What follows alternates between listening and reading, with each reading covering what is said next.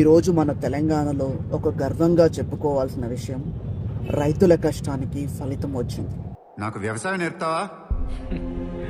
ఈ ఖరీఫ్ సీజన్లో ప్రభుత్వం ఇప్పటివరకు 8.5 లక్షల మెట్రిక్ టన్నుల ప్యాడీ కొనుగోలు చేసింది. ఇది గత సంవత్సరం కన్నా దాదాపు రెట్టింపు. ఇది కేవలం రికార్డు కాదు, ఇది మన అన్నదాతల చెమటకు ఫలితం. ఇందాకే చెప్పాను కదా బాబు, ఒక్కసారి మట్టిలో కాలు పెడితే ఆ భూదేవి తల్లే లాగేసుకుంటది. కానీ మనం ఒక్కసారి ఆలోచించాలి, ఇది సస్టైనబుల్ సక్సెసా? అంటే సాయిల్ హెల్త్, నీటి వినియోగం, ఫర్టిలైజర్స్ ఇవన్నీ బ్యాలెన్స్డ్గా ఉన్నాయా? ఒక రైతు అన్నాడు, ధర ఎక్కువ కాదు కానీ దిగుబడి మాత్రం బాగుంది, అంటే ప్రొడక్టివిటీ పెరిగింది. కానీ లాభం ఇంకా గవర్నమెంట్ సపోర్ట్ మీద మాత్రమే ఆధారపడి ఉంది.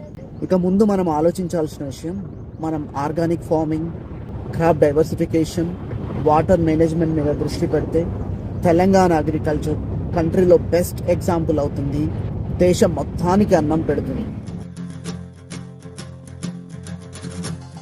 మనం ఒక ప్లేట్ రైస్ తింటున్నామంటే గుర్తుపెట్టుకోండి, ప్రతి అన్నం మెతుకు వెనక ఒక రైతు కథ ఉంటుంది.